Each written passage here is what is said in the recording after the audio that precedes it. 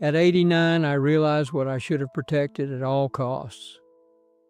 I'm 89 years old, and I'm telling you this because I can't keep lying to myself about how it all went. Not the big parts, those are easy to explain. It's the small parts that hurt, the parts I kept postponing until they disappeared. I live alone now. Same house, same street, different life. There's a cheap clock in my kitchen that ticks louder than it should. I bought it after my wife died because the silence felt like it was pressing on my ears. The clock doesn't make me feel better. It just proves time is still moving even when nothing else is. People who knew me in my working years would say I did all right. They'd say I was dependable. They'd say I provided. They'd say I was a good man, and they wouldn't be wrong. But they also wouldn't be standing here at night with the lights off, remembering the sound of my wife washing dishes by herself while I was in some hotel room, telling myself I was doing it for the family. That's what I believed for a long time, that duty was love. It took me most of my life to realize love is also a presence. I grew up in a house where feelings were treated like a mess you cleaned up quickly. My father worked at a plant. He came home tired in a way that made the room quieter. He didn't have to shout. His silence did the work for him. My mother kept everything running. Dinner on time, clothes folded, floors clean. If she was sad, she didn't name it. She kept moving. So I learned early. Don't ask for much, don't complain, and make yourself useful. Useful people have a place. That lesson stayed with me. I left home at 18, joined the Navy. It suited me. You follow rules, you do your job, you keep your problems inside. Nobody asks you to explain your heart. When I got out, I took a job selling industrial parts, a tie, a desk, phones ringing all day. It wasn't glamorous, but it was steady, and steady felt like safety. Then I met Marie. She wasn't the kind of woman who filled up a room with her personality. She had a quiet steadiness. The first time I noticed her, she was handing out lemonade at a church picnic, like it mattered. She looked at people when they spoke, like she wasn't in a hurry to move on to the next thing. We talked about nothing, heat, kids running around the food, but when she laughed, it wasn't polite, it was real. It made me feel calm in a way I didn't even know I was missing. Our first date was at a diner. She ordered grilled cheese and tomato soup and dipped the sandwich like she'd been doing it since childhood. I remember watching her hands and thinking very plainly, this is the kind of life I want. We married young, not reckless young, just young enough to believe love and hard work could cover anything we didn't know yet. We rented a small place, thin walls, a radiator that hissed all winter. We didn't have much, but we had each other. Marie hummed when she cooked. I read the paper at the table. Some nights we talked about the future like it was a wide open road. Then she got pregnant. She told me in the kitchen, holding a little piece of paper like it might tear. Her eyes were bright and scared at the same time. I hugged her and promised we'd be okay, and I meant it. But a switch flipped in my head too. Pressure, not the kind you talk about, the kind you carry. I started saying yes at work more than I said yes at home. Extra hours, more travel, more responsibility. I told myself it was temporary, just until we got ahead, just until things were stable. Marie didn't fight with me. That's part of what makes it so brutal now. If she had screamed, maybe I would have noticed. Instead, she would say things softly. You're home late again. Linda asked where you were. Then she'd go back to washing dishes or folding laundry or wiping down the counter, like the house would fall apart if she stopped, and I started taking her quiet as permission. Our daughter, Linda, grew up in the margins of my life. I was there, technically. I lived in the house. I paid the bills. I kissed her forehead. I asked about school, but I missed the real stuff. Bedtime stories, bath time, the little mispronounced words you only hear when you're actually sitting there, Marie would tell me later, smiling.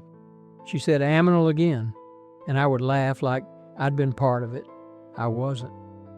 Then our son, Peter, came along, and by then my work life had turned into a ladder I was afraid to stop climbing. Promotions came. People started depending on me. My boss praised me. Even my father, who never said much, finally gave me that look that meant he approved. I didn't realize how much I wanted that. Marie used to paint back then. Little landscapes, a lake, a barn, apples in a bowl with sunlight on them. She'd set up at the dining table when the kids napped. I'd come home and smell the paint. Then the canvases showed up less. I never told her to stop, but my absence told her she had to carry more. And when someone carries enough, they stop picking up the things that make them feel like themselves. The cost didn't arrive like an explosion. It arrived like dust settling, quietly, daily, until one day you notice the thickness of it. I remember one night coming home from a work trip. I walked in talking already, new account, big numbers, how I solved a problem. I wanted Marie to tell me I mattered. She listened, nodded. Then she said, very softly, I didn't get to sit down today. That should have hit me harder than it did.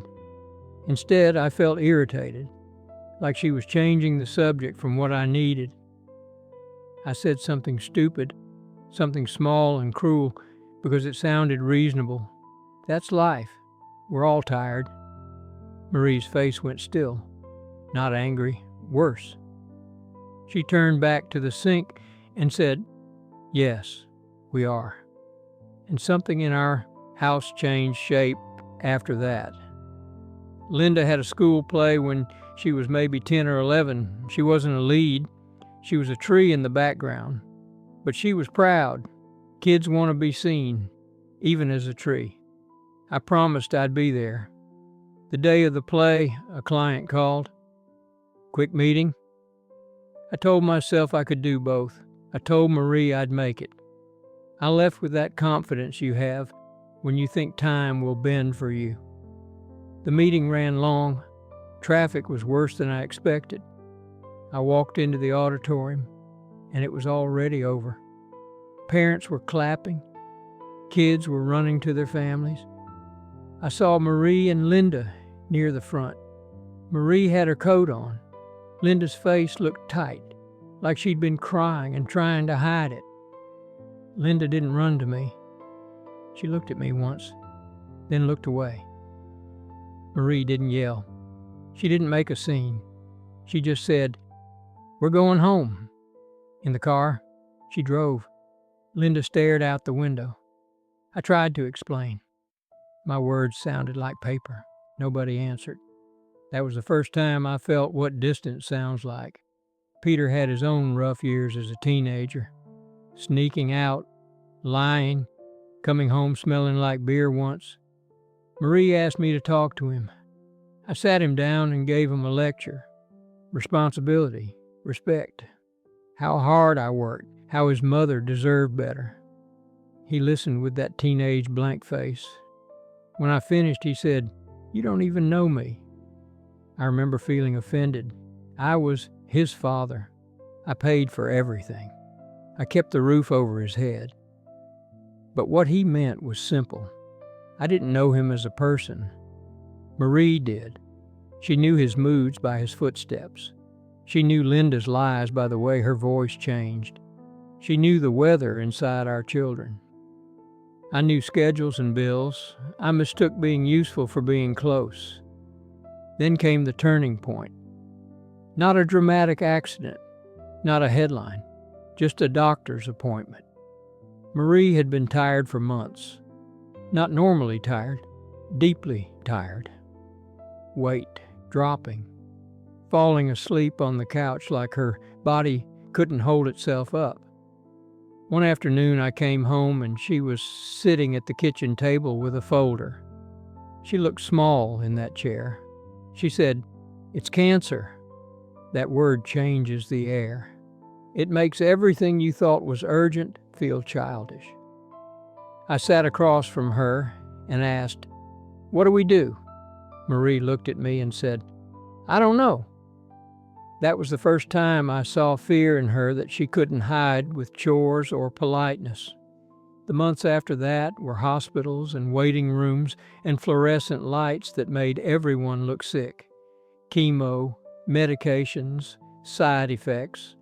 Marie lost her hair, wore a scarf, still tried to cook sometimes like cooking could hold our life together. I tried to step in, and this is where the truth gets ugly. I didn't know how to be a husband anymore. I knew how to manage. I knew how to fix it. I knew how to arrange appointments, handle insurance calls, and keep things moving. But I didn't know how to sit with her and just be there. One night she woke up in pain, sweating and shaking. I held her in the dark, and she cried into my shoulder. She whispered, "I don't want to die in a house where nobody talks." I froze because I knew she wasn't only talking about words. She meant the kind of talking that makes a person feel held. I said, "I'm here." She said, "I know, but you haven't been." It didn't sound like an accusation. It sounded like a fact. Marie died on a Tuesday morning. The nurse had stepped out. Linda was driving in but stuck in traffic. Peter was flying in from another state. It was just me. Her breathing got shallow. She looked at me with tired, clear eyes. I tried to find the right thing to say, something big enough to fix the years. There wasn't anything. So I said the only honest sentence I had left. "I'm sorry." Marie squeezed my hand a little and whispered, "Take care of them." And then she was gone. The funeral was full. People said, "She was wonderful. She was so strong. You were lucky." I nodded like a man who knew how to stand up straight. Inside, I was counting. Every dinner I missed. Every small moment, I treated it like it would repeat itself. Every time Marie reached and I stayed busy. I kept thinking for years that I'd make it up later. Later came, and she wasn't there to receive it. After Marie died, the house got too quiet. At first, the kids called often. They brought food. They checked in. Then life pulled them back, like it should. They had their own families, their own responsibilities. I don't blame them. But I noticed something I hadn't understood while Marie was alive. She had been the glue. She remembered birthdays. She made holidays happen. She invited people over for no reason. She kept warmth moving through the house. Without her, there was no center. There was just me. And I had no practice at being someone people came to just because they wanted to. I tried to reconnect with my children. I did. I called Linda and asked about her day. She answered politely, distracted, kids in the background. I could hear her life moving forward. Our closeness wasn't something you could install at the end, like a new appliance. I apologized to Peter once. Not a speech, just a sentence. I wasn't around like I should have been. He paused and said, "Yeah, not cruel, not forgiving, just true." Some things can't be repaired because the moment they need repair is already gone. People like to say, it's never too late. Sometimes it is. Sometimes the child you didn't show up for becomes an adult who doesn't expect you.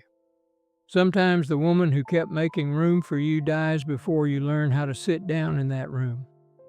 Sometimes your life looks fine from the outside and feels hollow when the lights go out. I have photographs in a box in my closet. I don't open it often, not because I don't love them, because the photos prove we were together, and I can't always remember what we talked about. I can remember my job. I can remember the pressure. I can remember the accounts and the meetings, but I can't always remember the exact sound of my wife's laugh. Presence turns into memory. Absence turns into blank space. So when I say, at 89, I know what I should have protected at all costs, I don't mean money. I don't mean a title. I don't mean being admired. I mean ordinary closeness.